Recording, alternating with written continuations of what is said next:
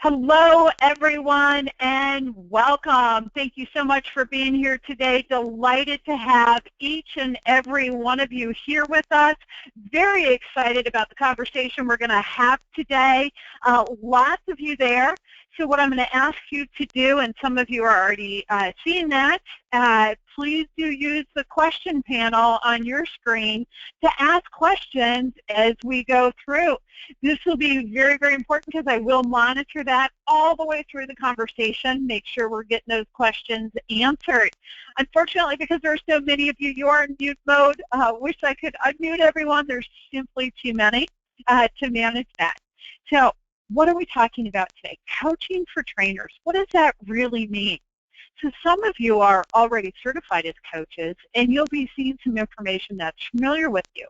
We're going to talk about the application with that in a training environment. Many of you are also professional trainers. Okay, how do you use coaching there? So I'm going to start with a story. And many of you who know me have heard this story. For those of you that haven't, what we want to do, and actually whether you have or not, we want to talk about how it's different in coaching versus training when we go through this story. So first off, the story I often share with people is a phone call I received. And the person asking me, will you coach me? Well, when we offer coaching, one of the big questions that comes up is whether we're supposed to be a process expert or a subject matter expert. And when we talk about coaching, process expertise versus subject matter expertise, you get people that are on both sides. Some people say, no, you're totally a process expert and that's it. Some people say, oh, as a coach, you're also supposed to have subject matter expertise. Well, first off, as a trainer, yes, you must have subject matter expertise. You're the one who's up there providing the information. As a coach, it's optional. It may or may not make sense. There are pros and cons to having subject matter expertise. Because as a coach, your job is to put the client in charge of figuring out the answer. And so sometimes subject matter expertise actually gets in the way of effective coaching. Alternatively, the benefit as a coach to having subject matter expertise is knowing what questions to ask, where to go, what to explore. So in this particular conversation, I get asked, will you coach me? And the first thing I've got to do is check with myself. Okay, am I going to be a good coach for this person based on what they want? Now here's some of the backstory to it. The individual was asking me about making a big decision. Their father was terminally ill, living by themselves in a home in a different state. What's my background on that? Well, if I'm going to do a training, interestingly enough, I used to work in assisted living, and I've got lots of expertise in that environment. And I'm very comfortable with that because I did do training for new employees, orientations, trainings, etc. Now, in this case, as a coach, it's more about, is that going to help me understand the client, or is that going to get in the way of me supporting them in figuring out their own answer? Then checking with myself, another thing I'm doing is checking with the client. And talking to them, here's what my background or experience is in this area. The background I share with them is my background in assisted living. I also shared my background in doing classes and trainings on decision-making and different decision-making skills. For this individual client, coming into a coaching relationship, very often clients think, oh, I want somebody with subject matter expertise, because they're unaware of the pros and cons of that. This client said, yeah, that works for me. And then the next area came up was money management. Well, on the training side, I'm actually a certified consumer credit counselor. And I used to teach classes on budgeting and credit and everything else. And so I have this background and expertise in it. Again, is that what counts in coaching? So in training, absolutely it made sense. I have to have the subject matter expertise to do an effective training program. As a coach, it's a pro-con. So I check with myself, I check with my clients. The client asked me about working with them on standard operating procedures for their office. I used to teach classes for the Small Business Development Center. Okay, so obviously, are you getting this? I have lots of background in training on different topics, in getting that training side. And also knowing in a coaching relationship, it's a pro-con. I've got to check with myself and make sure I can set aside my expertise of knowing the answer so that I truly do effectively support the client so that they figure out their own answer. A client asking about, okay, managing the office, hiring people, terminating people, standard operating procedures, yes. More significantly, how does that apply with the people that work here? And how do we manage how people get along, how they function, etc.? And so, again, as a coach, you're checking with yourself and your comfort level. Well, are you catching there's also an overlap here with training? Because as a trainer, if you're asked to give a training program, you're going, okay, do I know enough? Do I have the knowledge and the expertise to provide this training? What's going to make sense? And here's what's interesting about coaching. So when we think about training, we think about it being in the workplace. We're developing skills, refining what people are doing, how they're doing it, etc. Well, an interesting aspect to coaching is that the personal issues come in. Harvard Business Review tells us 76% of the time in a coaching engagement, we address personal issues. And so when somebody says, hey, I want to talk about family things, as a coach, when we check with ourselves, we're going, yes, great, that totally makes sense. As a trainer, very often the response is, well, that doesn't really fit in the workplace. Now, is there a right or a wrong here? No. It's a very gray area. As a trainer, yes, you're expected to have subject matter expertise on the topic you train.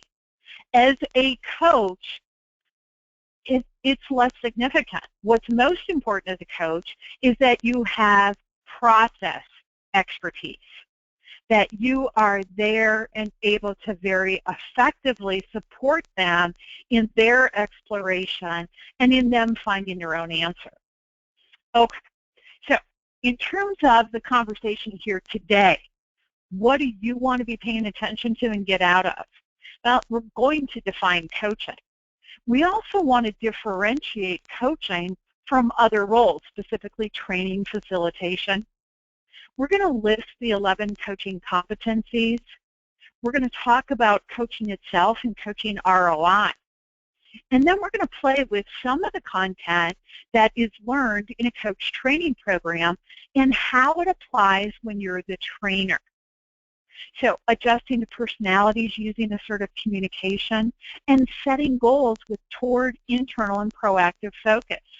For those of you that have completed the coach training, these sound very familiar. That's a good thing. For those of you that haven't, you're thinking, well, yeah, this makes sense. And yes, it applies in both coaching and in training. Ultimately, as a trainer, how do you use your coaching skills?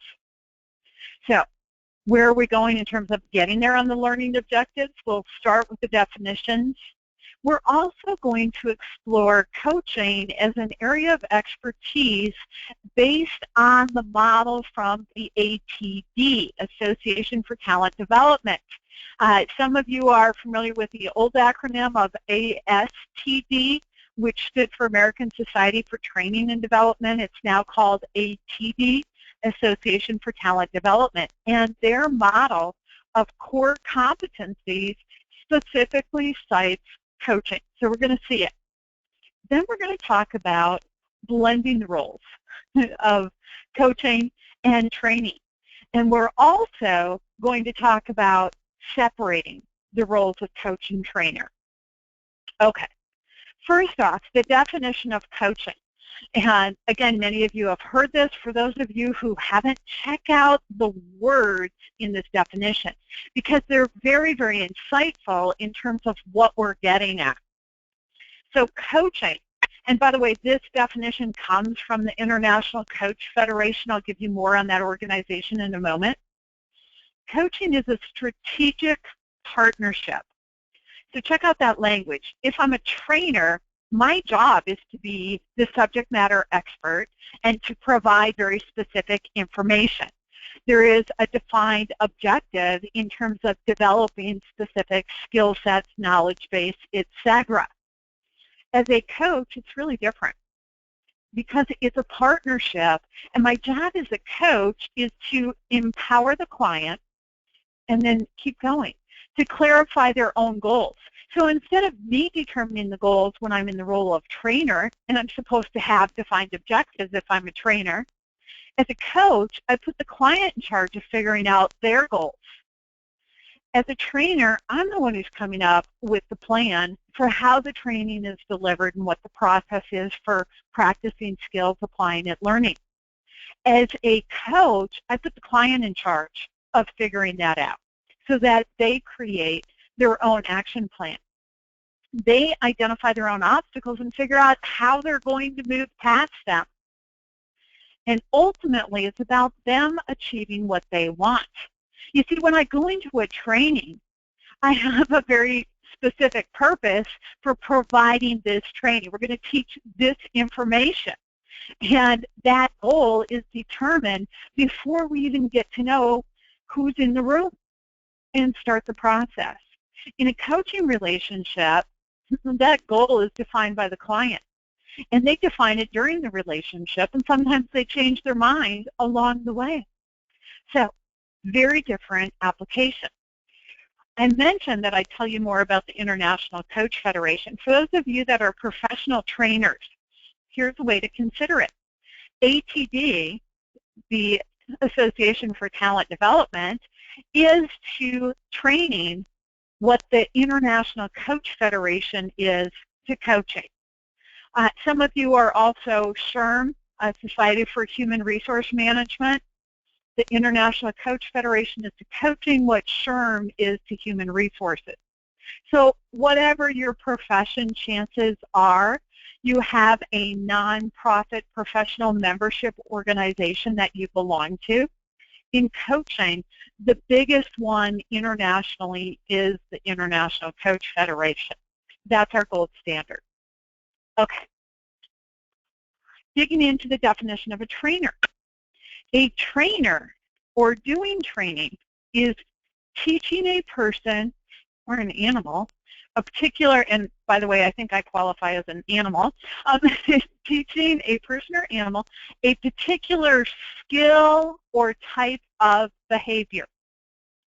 So in the workplace, what we're talking about is the company says we need our people to know these things, to have these specific skills, knowledge base, etc., and that's the reason for doing the training program. And the job of the trainer is to get that information across in a way that the person understands it and has an idea of how to actually use and apply the information.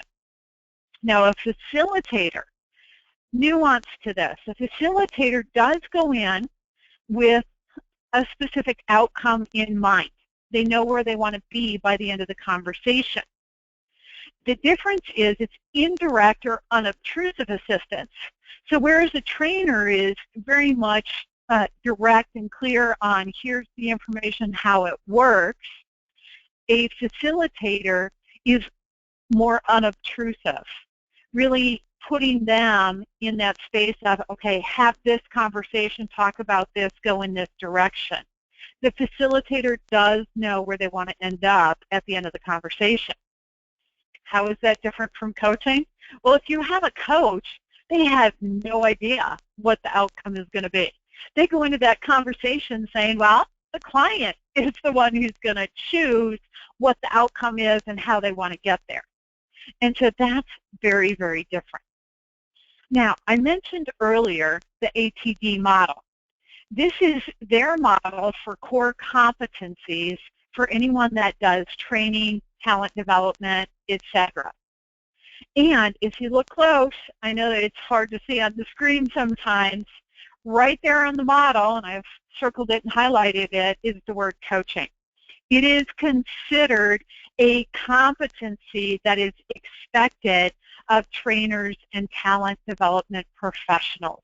It's an area of expertise in that field. Now, when you look at the ATD model and you read the information behind it, it goes into detail in terms of what that coaching means. Now, what's fascinating, you're all going to see this. So coaching is a new addition to the competency model for training and talent development. And when you read the description behind it, for those of you that are familiar with the International Coach Federation and are familiar with the coach training program, the competencies that the ATD lists seem to come pretty much from the ICF competencies that were around a lot longer. Now, occasionally I have people ask me, well, is ATD endorsing the ICF? I don't really know.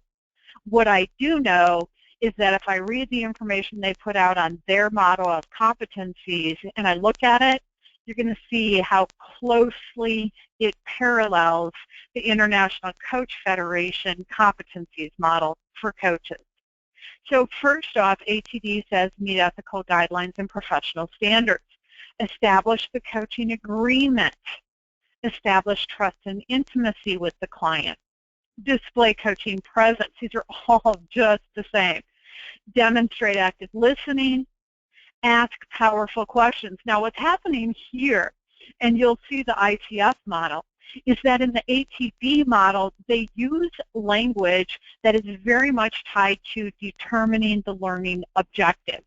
And so they're adding words like demonstrate and ask in front of these competencies.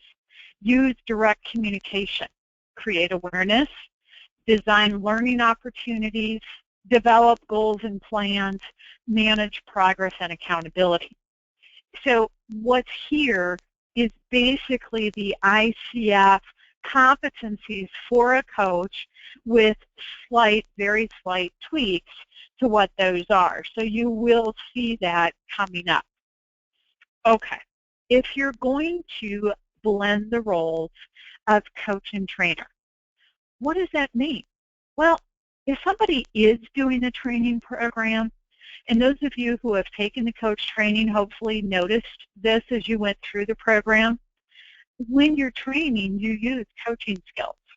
That's one of the reasons it's considered a competency for training professionals.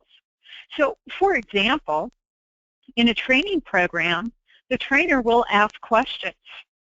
They will ask the participants in the program to answer those questions, respond to them, discuss, etc. Well, that's a blending of the roles. Now, ideally, a really good trainer will also, at the end of the training program, ask the participants how they're going to use the information. Well, again, this is a coaching skill because you're putting them in charge of figuring that out. So it is using coaching in the training role, and it's a very effective technique as a trainer. Those of you that do professional training are aware of that. Now, coaching activities when you're training, self-reflection. Coaches use self-reflection with clients consistently, having them explore for themselves. Brainstorming, another great tool. As a coach, we often brainstorm with clients. Sometimes they're the only one coming up with ideas. Sometimes we join their brainstorm and add ideas with them. In a training program, yes, you do have environments where you're doing brainstorming. That also comes up in facilitation. So it's a tool, a technique that gets used. Okay. Next is role plays. So as a coach, sometimes you have a client that's focused on a particular conversation they're going to have, and you role play it with them. You take the part of the client, you take the part of the other person they're going to have the conversation with, you switch back and forth, and you practice the conversation so that they build confidence and develop this. Now, a great question is coming in, and I think this is helpful to all of you. Blending these roles, okay, is that okay? And I'm summarizing the intent of that question. Here's what I will say. As a coach, when we put out our appeal for clients, if you want to call it, or our offer for providing services, depending on how you prefer to market yourself, and we say, I'm a coach, I provide coaching, this is a coaching relationship, and we sign a coaching agreement. And then it comes up that, oh, well, in this case for this client, there's going to be benefit to them having somebody that do some training for them, or to them having some consulting going on. And gee, is it okay for us to use more than one role? And in coaching, here's what's incredibly significant. We must define which role at which time. So if I'm in a conversation with a client, they really are totally unsure of how to do this. For example, let me give you a common one. Let's pretend I'm a career coach, and I'm working with a client on their career. And maybe this client has no clue how to write a resume. Well, it'd be pretty tough to coach them on that one. It does make sense to provide some training and or consulting to help them put together a really good resume. So how do I do that ethically and appropriately? I define it. I say, okay, this is training, this is coaching, this is consulting. What are the different roles and which one am I in at which time? So that I'm very, very clear with the client. Okay, instead of coaching right in this time period, this is training or this is consulting. And we make sure that we know and that our client knows which role we're in at which time. Very, very important. So whatever role you're in, we define it.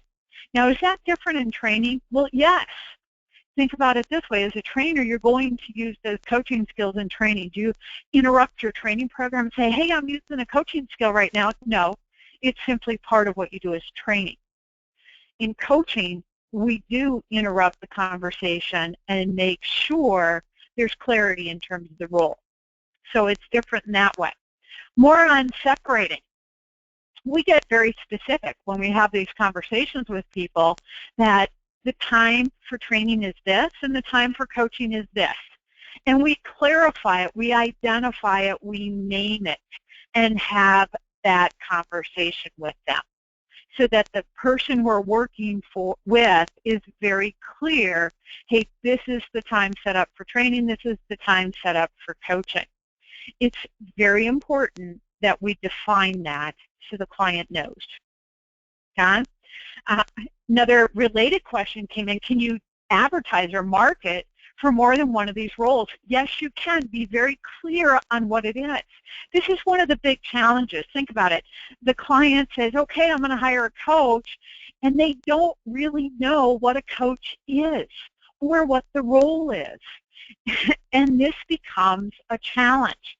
So that as a coach, when you market yourself and offer those coaching services, defining, hey, gee, I do career coaching. It makes a lot of sense that I provide a package of services, a package that includes training, consulting, and coaching, because that is going to be most effective in this service provision for that individual.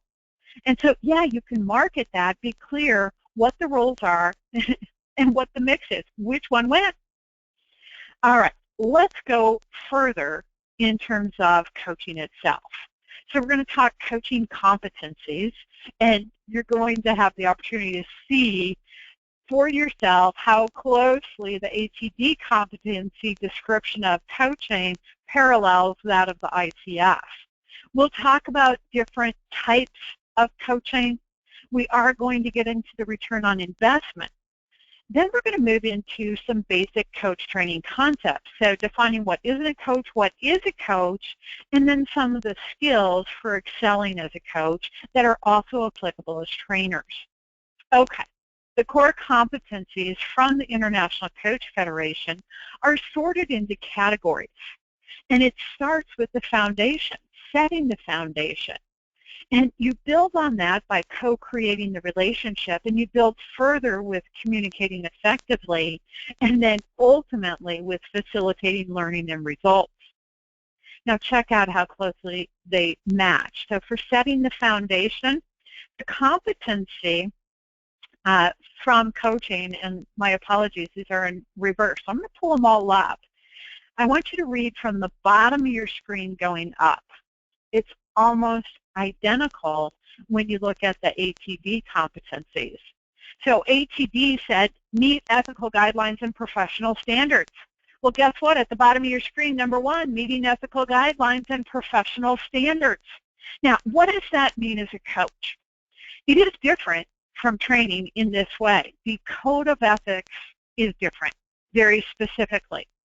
And when you go through a coach training program, and many of you are aware of this, you have a class specifically on ethics. And what's ironic about it is most of us go into that going, well, I am ethical. Of course I'm going to follow the code of ethics. And if you're normal, you don't know what you don't know. And so having the class and the discussion on it is absolutely essential. So as a trainer, going in, your ethics, your guidelines in that regard are different than what they are for a coach. As a coach, we say, I subscribe and I'm accountable as a member of the International Coach Federation, for example, to this code of ethics. Now, the coaching agreement, ATD said, establish the coaching agreement. ICF says establishing the coaching agreement. Yes, we're right there. Now, what's different? You see, as a coach, your coaching agreement is actually a written document. And before you move into a written document, you start with a verbal conversation, describing what coaching is and what coaching isn't, what the service is, what the package is, how it works. And the code of ethics for a coach very specifically defines some of the different components of your coaching agreement. So it's very important to make sure they're in there. It is different than what's expected of a trainer. Okay.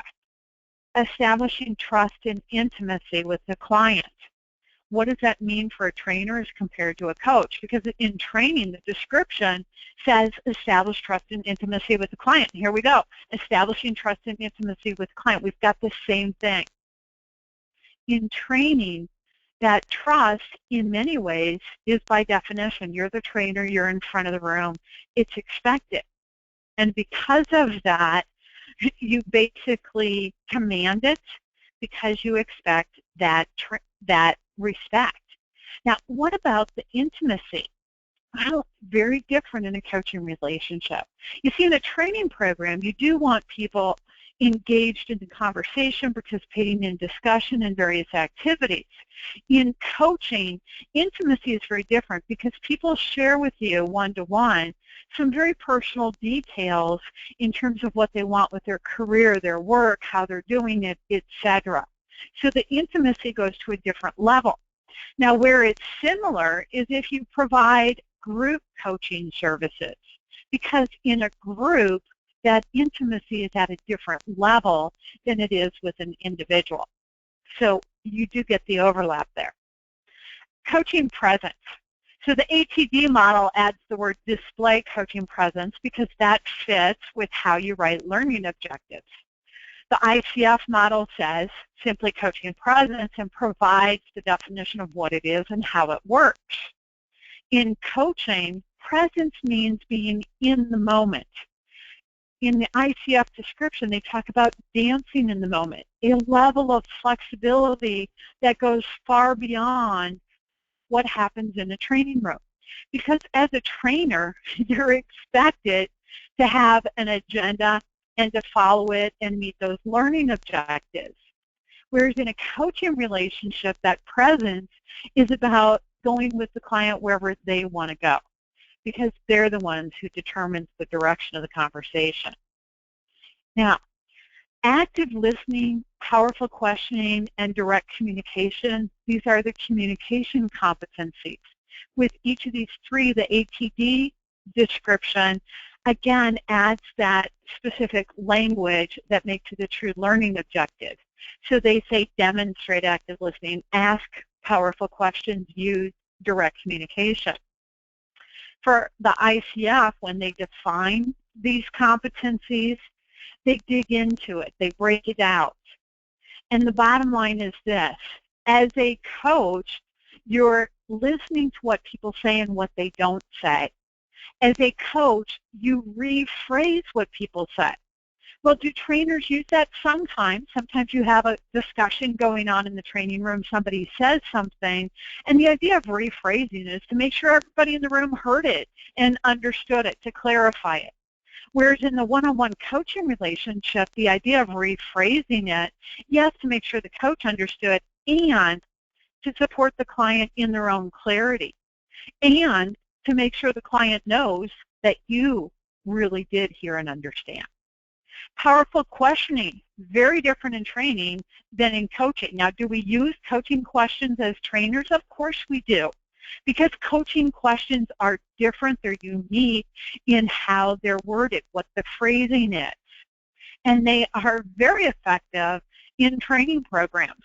It's great to ask coaching questions in a training program. Direct communication, being clear and respectful. Obviously, that makes sense in both environments.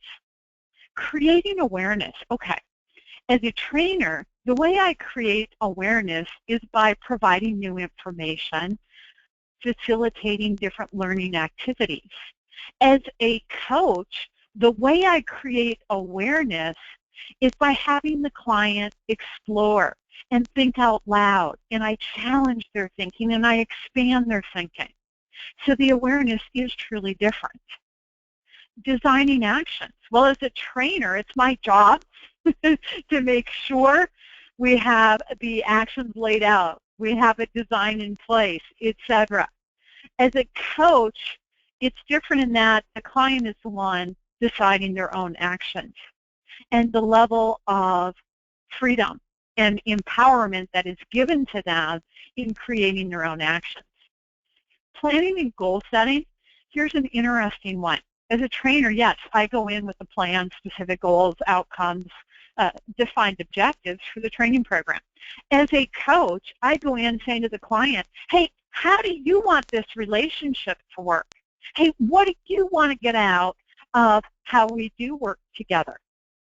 Hey, what are your goals for what gets accomplished in this coaching engagement? And there's a true freedom. I go in as a coach not knowing the answers to these. Managing progress and accountability. Well, as a trainer, you have a defined period of time that you're working with people. As a coach, what happens is you have a conversation, and then a week or two later you have another conversation. And you're checking in with them. Hey, how are you doing with what you came up with in our last conversation? And then you are celebrating their progress and success along the way, and you're their accountability partner in terms of moving forward and past any challenges that have come up.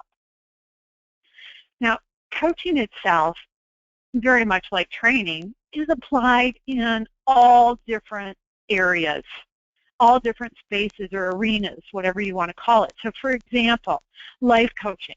Do people have training in life? Well, yeah, think about elementary school, high school. Think about some of the life skills classes or home economic classes that we have. Those are training. In coaching, we do have individuals that hire us for things such as managing, organizing, various life skills and transitions. We do provide coaching for business owners, small to mid-sized business owners. Do trainers go into those spaces? Yes, very often those open enrollment or public training programs target the small to mid-sized business owner because that's the way they can have the training they want. It's very similar in that we go across all different professions, industries, types of work. Executive coaching is in the corporate space. Health or career coaching, and career coaching can be a recent college graduate, it can be somebody who is changing careers, it can be somebody who is refining their career path. And then health and wellness is a growing area. Well, think about it. Training programs happen inside insurance companies, pharmaceutical companies, hospitals, et cetera, et cetera. Well, guess what? Coaching is happening there too. So just like training, coaching is available in all different spaces and applicable in all different spaces. Now, some of you are aware of some of the statistics on the return on investment, and some of you are unaware, so these are really fun. Fortune magazine did an article, and what they did is looked at a number of different research studies that are available, and they pull it all together. And the average is 6 times. So the return on investment being 6 times the money that was put in. All right, do the math, everyone. A 600% return on investment on average, that's phenomenal. How can a company not have coaching when you get that kind of return on investment? Now, here's what's interesting, and I'm going to get into a tough statistic too. By the way, the Manchester Inc. study, I share that, that's one of them that fit into that average that Fortune magazine talked about. It's the most commonly cited one in the coaching space, so I'm going to put that out there. It's a great one to look up online. Now, let's look at training and coaching. And this study came from the Personnel Management Association. They said when you do a training program, you get a 22% improvement in productivity. That is pretty good. When you think about an organization investing in training, that's good. They're getting a good return on investment for having that training program. Now, here's what's very interesting and fascinating is that when you add coaching to that training, your improvement shoots up to 88% in terms of productivity. Okay, what's the difference? What's the reason? Training is providing the information, and there's tremendous value to that. Unfortunately, what happens is in a training program, you have a finite period of time. You give people the information. Hopefully, you have time for a training exercise or activity. And then ultimately what happens, they go back to work, and they fall back into old routines and habits. And you hope that they're making a few changes and improvements. When you have coaching, the conversation is, okay, what did you get out of the information? How does that apply for you? How are you going to implement it? What's your process for implementing it? What are your steps to implement it? And then checking in with them again as the accountability partner for that implementation. That's the reason you have such a profound difference in terms of outcome. It's the level of empowerment. And what it does is give the ownership. It creates that buy-in, which in turn supports the follow-through. So what does all of that amount to? Well, look at the Society for Industrial and Organizational Psychology. Effective and timely coaching can make the development and implementation of a business strategy less daunting and more successful. Coaching works. Okay, let's dive now into some of the specific coaching components. And we're going to start with a conversation about what coaching is not, because coaching is one of the most commonly misunderstood professions or industries out there. And it's interesting, second fastest growing profession in the world and the most commonly misunderstood. So a coach is not a mental health professional. Sometimes people think a coach is going to be a counselor, a therapist, psychologist, psychiatrist, or a social worker. And that is not the case. You see, each of those individuals is required to have very specific training and licensure. And components of their job include assessing, diagnosing, prescribing, or giving advice or direction. That is exactly what a coach does not do. And so it's incredibly different. It is very important to know, as a coach, it's not my job to assess, diagnose, or prescribe, to give advice. It is my job to put them in charge of that. Now, go further. A coach is not an advisor. Okay, now this is going to start hitting on some of these differences. That means a coach is not a mentor, a manager, or a trainer. You see, a mentor, manager, or trainer does provide information. They give advice, they give recommendations, they teach, they instruct, and a coach does not do that. That's one of the reasons, back to the idea of combining the roles, sometimes it makes sense because there is a time and a place for each of these roles. There's a time when it makes sense to have a mentor. a time when it makes sense to have a manager giving you direction, a trainer teaching you new information, helping you develop new skills. There's a time and a place for that. It's simply different than coaching. So if that's what a coach isn't, what is a coach? And again, for those of you who've gone through the training, this is familiar to you. A coach is a sounding board. It's a place where you get to think out loud and talk about different options and possibilities. And there's a lot of freedom with that. Now, as a trainer, realistically, you have a room full of people. You're supposed to be providing specific information. It isn't the time or the place for them to be thinking out loud. A coach is a provider of perspective. How is that different, for example, from being a mentor or a trainer? You see, a mentor or a trainer provides specific information and a specific recommendation. The difference with a coach is a coach may, for example, join the brainstorm with people and offer multiple possibilities with zero investment in any one of them. And a coach isn't going to say, here's the one idea. A coach is going to offer multiple ideas so that that individual truly is empowered to consider different possibilities and choose their own. A coach is a strategic partner. Remember our ICF definition? So instead of being the leader, the one in front, as in a trainer, the coach is a partner and ultimately a supporting partner for the individual. A coach is a partner for focus, keeping people on track, accountability, and motivation. Is there overlap here with training? Yes, because as a trainer, you have defined set of information to explore and get through in the program. As a coach, the difference is that the client is the one who defines the focus, and it's your job as a coach to ensure they're staying on track with what they said they want to do. The accountability piece, so ideally in a training program, you're building in where people are developing their plan.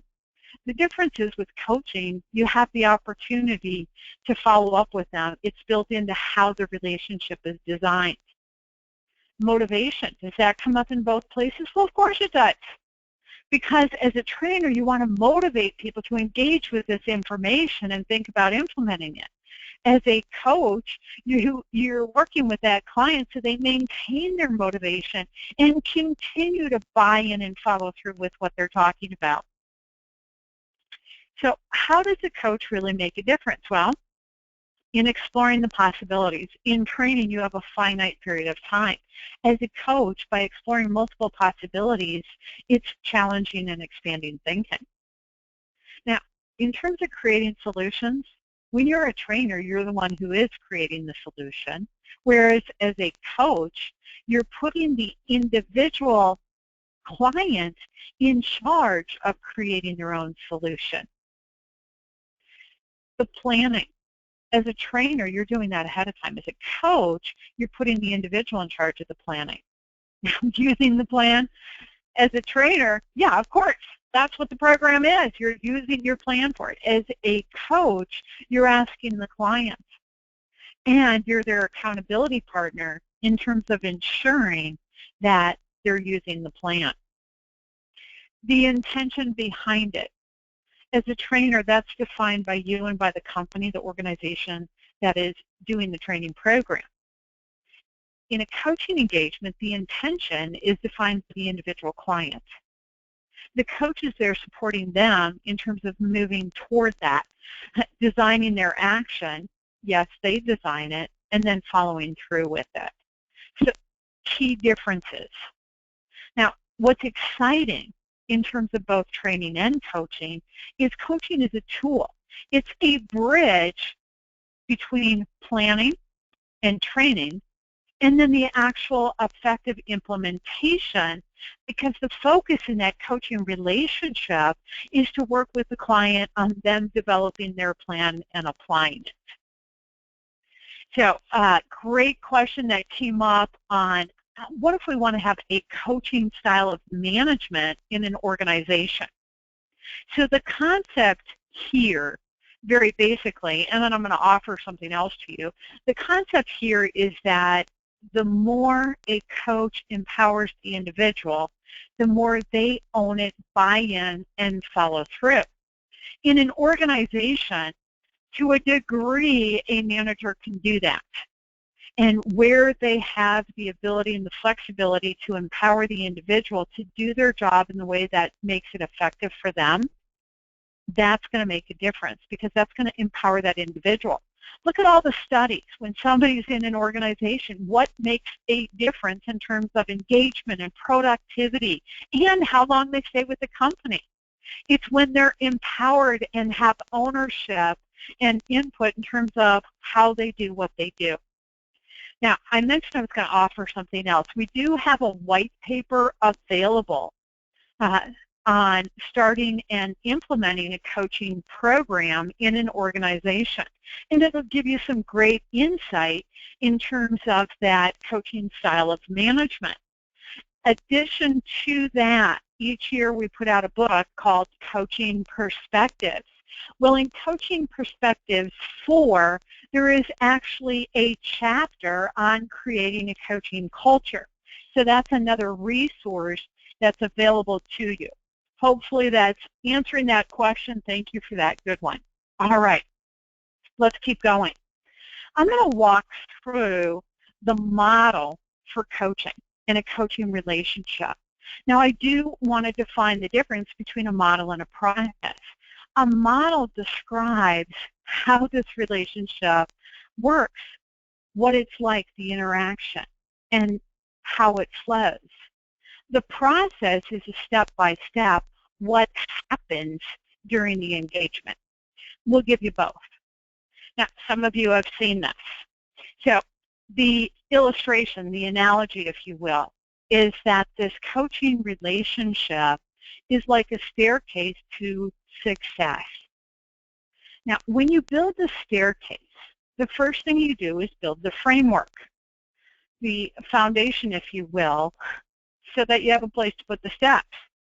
In coaching, that framework, that foundation for the staircase starts with the trainee. And sometimes they'll say, okay, do I really have to get trained as a coach? It's fascinating to me that we're even asking the question. Think about it. If you're going to go out and hire a professional to provide you with a service, do you want them to be a professional that's wondering whether or not training makes sense? Okay, wait a minute. If I want an attorney, yeah, you bet they've got training. A financial planner, a human resource professional, a training professional. Yeah, there's training for everything. How can we even ask the question? Of course training makes sense. If we're putting ourselves out there as professionals and providing the service, having the training to do it effectively makes sense. And training, in turn, supports developing competency. And just like training professionals have their competency model, coaching professionals have a competency model. Human resource professionals do, et cetera, et cetera. Ethics, very foundational. And again, the concept of, yeah, we've really got to have training on it. Because to say, okay, here's the code of ethics, read it, great. And if I sit down and I read the code of ethics without having a conversation about it, well, gosh, there's lots of things I never thought about. It didn't occur to me. And then something comes up and I'm in trouble because I don't really know. So having the conversation on the front end is absolutely essential. Once you have the foundation for a staircase in place, you start putting the steps up. And the first step in a coaching relationship is the agreement. The verbal conversation followed by the written agreement in terms of what this relationship is, what the roles of the coach and the client are, how the process works, the ethics, etc. And when that step is in place, your next step is for the coach to understand the client. Who are they? How do they think? How do they process? How do they function? A similarity for a training professional is you do want to understand the people that are in the room. Then it's developing rapport. So as a trainer, you want to be in the front of the room to engage people and be dynamic and have them interested with what you're presenting. As a coach, the rapport is that one-on-one relationship, that trust and intimacy between the coach and the client. And then you move into communication. And the coach's responsibility is to really listen, to hear what's said and what isn't said, and to ask questions. In training, you're primarily being clear and direct with how you say what you say, and the questions become a secondary tool. The listening, yes, you're listening. The level of listening is different as a trainer compared to as a coach. Exploration. In training, you're exploring the information you're providing. In coaching, you're exploring wherever the client wants to go. Different possibilities, different barriers, different strategies. And ultimately, it's the client who develops their strategy because they're the ones who define what success is. They choose what the doorway to success is. So that's an analogy for the relationship itself. The process for that relationship. In a coaching engagement, it's conversations over time, which is different. As a trainer, usually there's a finite period of time. The coaching process starts typically with an introductory session where the client gets to know the coach gets to know the client. Is this going to be a good, effective relationship? How are we going to work together? And a taste of what the process is going to be like. Then in an opening coaching session, there's an exploration of what the big picture is for the client, what they want in all different areas. And in session 2, it's ensuring how are they maintaining their focus on their own goals and objectives? How are they staying engaged in terms of developing the thinking and the habits that support them over the long term? As an ongoing process in the coaching relationship, the coach asks the client to prioritize what they want to accomplish, to strategize, to action plan, and checks in with them on the progress and success. When a coaching relationship is complete, and on average they last 12 months. So that means, yes, you'll have coaching relationships that are 3 months and you'll have some that are 2 years, etc. It's definitely a longer term than most training relationships. At the close of a coaching relationship, the coach is working with the client to develop their own long-term plan. After the coaching relationship, how are they maintaining their progress and success? And then in closing the relationship, the coach is having the client evaluate what they did get out of the coaching relationship, what they did accomplish through that coaching relationship, and of course letting them know, okay, we're complete now, and the door's still open. And oftentimes clients do come back for additional conversations. Now let's get into some of the specific skills that are applicable when you're coaching and also applicable when you're training. So first off, we talk about people skills. People think, feel, and prioritize differently. And each of us has our own personality, which in turn influences how we think, feel, and prioritize. So both as a coach and a trainer, it's learning about and understanding others and working with them based on who they are. So for example, we go into a training program and we know that we have different learning styles in the room. We know we have different personalities in the room. As a trainer, it's our job to make sure we're addressing all of those things because they're all present in the room. So as a trainer, I go in and I know I've got to make sure I'm working for the visual, the auditory, and the kinesthetic learner. I also want to make sure that what I'm providing is going to be effective for the different personality types. As a coach, this awareness and adjustment is on an individual basis, and it truly requires being present and in the moment. Because a trainer can plan ahead of time knowing they're going to have everyone in the room. As a coach, you show up and you don't know who that individual is in that moment. Are they functioning primarily based on emotional logic? It's different at different times. Are they more passive or more aggressive in the communication right now? And how are you adjusting as a coach? Because ultimately, as a coach, it's our job to be aware in the moment, whatever it is right now, and adjust appropriately for that. Now, think about the communication. You see, we talk about communicating. Well, as a trainer, yeah, you're doing telling in a way that engages people. You're giving information. In coaching, we say stop telling. It's not your job to give information. That's very different. And instead, it is your job to listen and ask questions and get the client thinking and the client figuring out the answers for themselves. Now, questions. How important are the different types of questions? Incredibly important, and they are very different. Words completely change the questions. So as a trainer, you have some basics in terms of how you ask questions. As a coach, questions are an essential component of the work you're doing. And we talk in coaching about asking questions that are short and simple. And this is counterintuitive because it's not the norm for us. And so it's a shift, because the shorter and the simpler a question, the more powerful a question. In coaching, we talk about a forward focus. So sometimes as trainers, you bring in back the history, the experiences from before. As a coach, we limit how much of that is going on because the focus truly is on the future, where they're going and how they're getting there. That means when a coach asks the question, we usually don't know the answer, and we're comfortable not knowing the answer.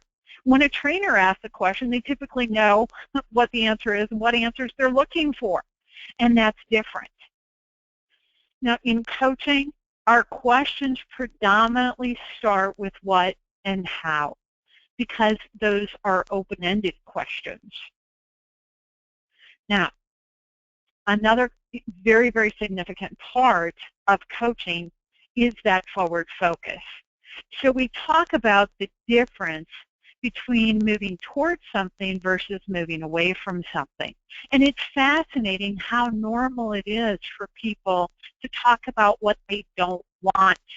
And the analogy we use in coaching is if I go into a travel agent and I say, I want to take a trip, and the travel agent says, great, where do you want to go? And I say, well, I don't want to go to Arizona, and I don't want to go to South Carolina, and I don't want to go to Canada, or wherever else I say. And the travel agent is sitting there gritting their teeth and clenching their fists going, I don't care where you don't want to go. Tell me where you do want to go. And guess what? As coaches, that's what we're doing. Instead of telling me what you don't want, tell me what you do want. And then we are focusing instead on what's behind us to what's out in front. In coaching, the source of motivation. Now, trainers get this as well. When somebody is externally motivated, they're doing something for someone else or to avoid a consequence.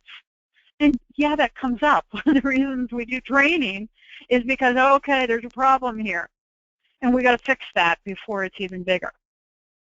In coaching, we know that when we pull out the internal motivation, what it means to somebody personally, that's going to create the long-term change. A trainer applying that awareness, that coaching skill, is going to enhance their outcomes. Ownership. So we all have heard 7 Habits of Highly Effective People. Be proactive. Yeah, we do get people that are reactive, and unfortunately, sometimes the demands for training programs are reactive instead of proactive. And great trainers in organizations work to proactively develop training programs. In coaching, the entire conversation is about what can you do, what is possible within your locus of control. And we focus on being proactive. So what does all of this mean? When a coach asks a client to define a goal and they say what they don't want, the coach asks them what they do want. The coach asks for their internal motivation for change and asks them what they can do. Okay, we've used our time. So, quick summary. Think for yourself. What will you do?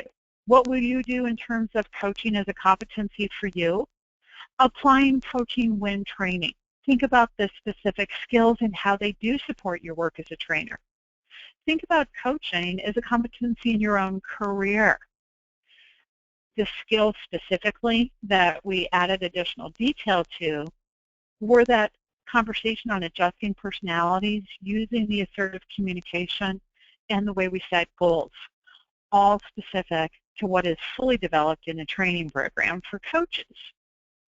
Now, I do want to thank each and every one of you, and there are lots of you. I appreciate your investing your time. I consider it a privilege to be here with you, so thank you. Those of you that are coaches, hopefully this was a great review of some information as well as adding perspective to it. Those of you that are professional trainers, ideally this gives you additional insight in terms of how you apply coaching in your work. So whatever it is for you, thank you very much for being here. Do let me know how we can be helpful and a resource for you.